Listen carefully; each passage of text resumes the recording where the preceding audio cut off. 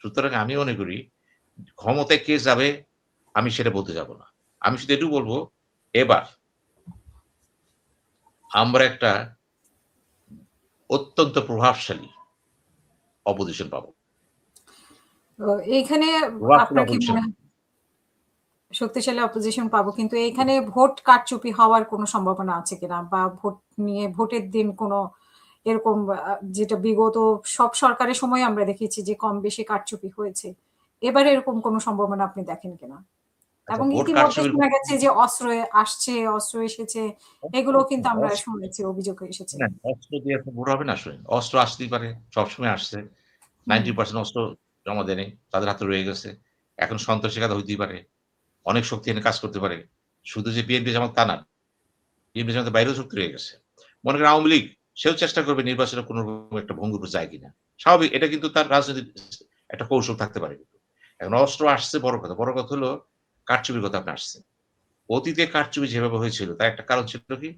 নির্বাচন কমিশন এবং presiding officer যারা ছিলেন, তারা সেন্ট্রালি সেন্ট্রালি একটা আওতায় কাজ করতেন। এবার কিন্তু সে সুযোগটা কম। জামাতও বলছে এই কথা, বিএনপি বলছে এই কথা এবং তারা সচেতন। কারচুপি হওয়ার সুযোগ নাই। এবং এইবার কিন্তু গোয়েন্দা বাহিনীগুলোকে ইউজ করা খুব মুশকিল হয়ে যাবে কিন্তু। নির্বাচন হুম মুশকিল হয়ে যাবে কিন্তু। কারণ তাদের লোক থাকবে তো সেখানে। এবং তারাও বলছে আমরা পাহারা দেব। কারণ তারা কি বলছে রে? নির্বাচন তাদের জেহাদ। জামাত বলছে নির্বাচনটা হচ্ছে আমাদের কাছে একটা ছোট জেহাদ। খেয়াল করবেন কিন্তু। খুব মারাত্মক কথা বলে ফেলেছে কিন্তু। যদি নির্বাচনে কোন কারচুপি হয়, আমরা কিন্তু সেখানে ছাড় দেব না। বিএনপি বলছে দেব না।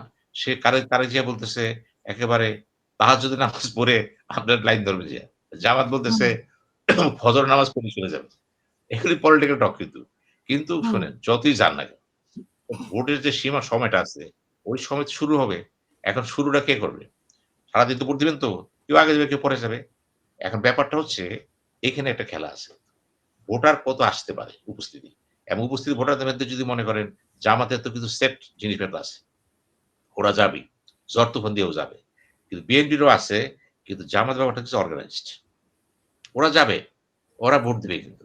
এখন হুম ফ্লোটিং ভোট যেটা আছে, এই ভোটটা কোন দিকে যাবে? আমি বলছি ফ্লোটিং ভোট যেদিকে যাবে, যেমন বিএনপি আসে নাই। আওয়ামী লীগ ক্ষমতায়, আওয়ামী লীগ তো নাই। তাহলে আপনি ৩০-৩৫% ভোট বাদ। যদি কিন্তু এই ৫০% আওয়ামী দিকে লীগের ভোট তো কোনো না কোনো দিকে যাবে। আওয়ামী লীগের ভোট কোন দিকে যাবে এখনো বলতে পারবেন না। তবে এটা সত্য কথা, আমি আমার প্রেডিকশন বলছে আওয়ামী লীগের ভোট কিন্তু বিএনপির একশো কম যাবে। বইলে জামাতের রাখি দিকে। এটা। বইলে রাখি কেন যাবে? বিএনপি যদি ক্ষমতা যায়, সবচেয়ে বড় ডিসপ্রেশন এ পড়বে আওয়ামী লীগ। কারণ বিএনপির সাথে আওয়ামী লীগের যে বোঝাপড়া, এই বোঝাপড়া যাতা বোঝাপড়া না। এখানে ব্যক্তিগত প্রাপ্তি, দলীয় প্রাপ্তি, অনেক প্রাপ্তি আছে। আপনি এখন বলতেছে ভালো কথা। না, না, না। বেগম খালেদা জিয়াকে বাড়ি ছাড়া করছে। কুকুর ব্যাপার উল্টাপাল্টা হইছে কিন্তু।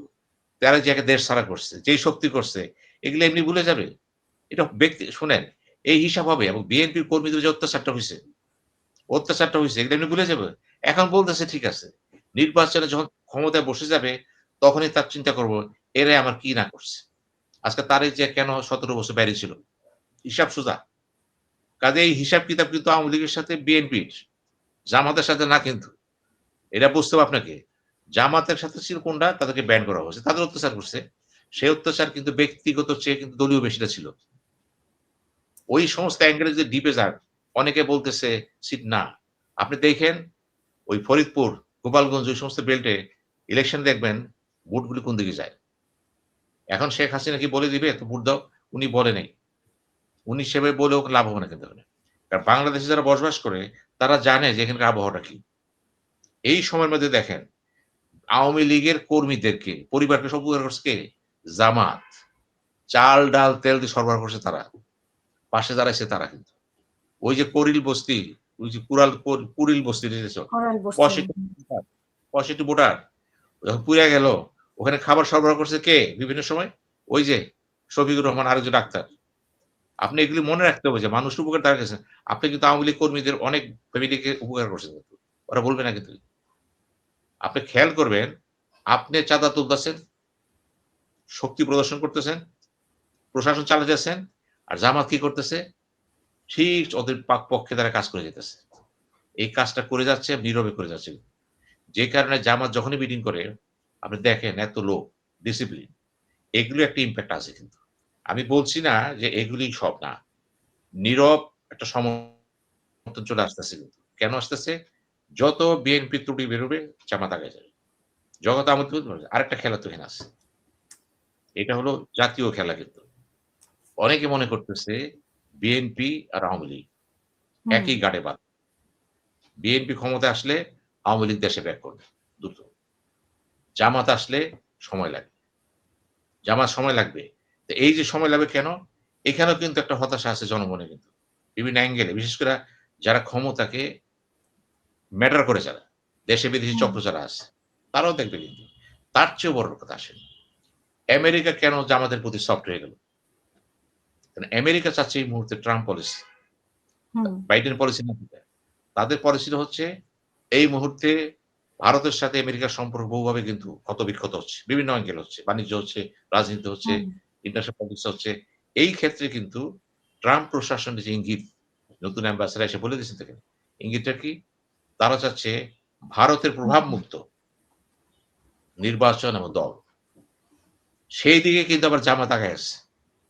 জামাতের সাথে ভারতের সম্পর্ক হতে পারে, কিন্তু ভারতের সাথে তার কিন্তু দহরম-মহরম নাই। প্রেম-প্রীতি নাই কিন্তু। ওটা হতে পারে বিএনপির কিন্তু সাথে একসময় না আমরা অতীত দেখেছি এই যে ট্রাম্পই বলেছিল মোদিকে, মোদির চোখে বাংলাদেশকে দেখে আপনার নিশ্চয়ই হাসিনার আমলে মনে আছে। তো সেই দেখা হ্যাঁ, কি বন্ধ হয়ে গেছে যে মোদির চোখে যেভাবে হাসিনাকে দেখতো? বাট না হাসিনার জন্য দেখতো নাকি কি? সেটা ছিল বাইডেনের। বাইডেন প্রশাসনের যে ফরেন পলিসি ছিল, বাংলাদেশকে নেয়া, দক্ষিণ এশিয়াকে নেয়া, সেটা কিন্তু ট্রাম্পের না। ট্রাম্প কিন্তু একটা ভয়ংকর লোক। একরোখা এবং যা বলে করে ছাড়ে। ইউরোপ বলেন, এশিয়া বলেন, আফ্রিকা বলেন। এই যে একরোখা মতবাদ এবং আমেরিকার কিছু স্বার্থ কিন্তু এখানে আছে বাংলাদেশে। সেই স্বার্থগুলো কিন্তু বে অফ বেঙ্গল, মায়ানমার অ্যাক্ট ভুলে যায়েন না কিন্তু। বার্মা অ্যাক্ট এখন রয়ে গেছে কিন্তু। ওখানে কিন্তু হাত হুম, দিবে ট্রাম্প। ওখানে একটা ঘটনা ঘটবে। চিন্তা বসে রয়েছে এখানে। রাশিয়া, চীন এক তো এখানে। ভারত। কিন্তু একটা ঘটনা ঘটবে তো। ভারত তো চাচ্ছে না যে আমেরিকা ঢুকে যাক এখানে। তারও তো একটা স্বার্থ আছে এখানে। দ্বিপাক্ষিক স্বার্থ ওই স্বার্থে কিন্তু আবার এশিয়াতে এক তারা। এই সমস্ত কারণে আমেরিকাও মনে করতেছে যে বার্মা অ্যাক্ট যদি বাস্তবায়ন করতে যাই আমি, বাংলাদেশকে দরকার। আর বাংলাদেশ দরকার হলে কি ঘটবে? এখানে অবশ্যই একটা অ্যান্টি ইন্ডিয়ান অর্থাৎ অ্যান্টি ইন্ডিয়ান না, জাতীয়তাবাদী পিওর যারা ভারতের সম্পর্ক থাকবে কিন্তু পদলিই হবে না। সম্পর্ক থাকবে কিন্তু বিকিয়ে দিবে না। মাথা উঁচু করে হুম, দাঁড়াবে। এই ধরনের সরকারের জন্য কিন্তু প্রয়োজন আবার ওখানে জামাত ভালো করবে কিন্তু। Public perception plus policy makers perception এবং গ্লোবাল পারসেপশন কিন্তু এটা। এখানেও কিন্তু বিএনপি পিছিয়ে আছে। বিএনপি কিন্তু তার যে থিংক ট্যাঙ্ক গ্রুপ তারা কিন্তু এটা এখনো স্পষ্ট করতে পারে নাই যে বিএনপি আসলে কোনভাবে আগাবে।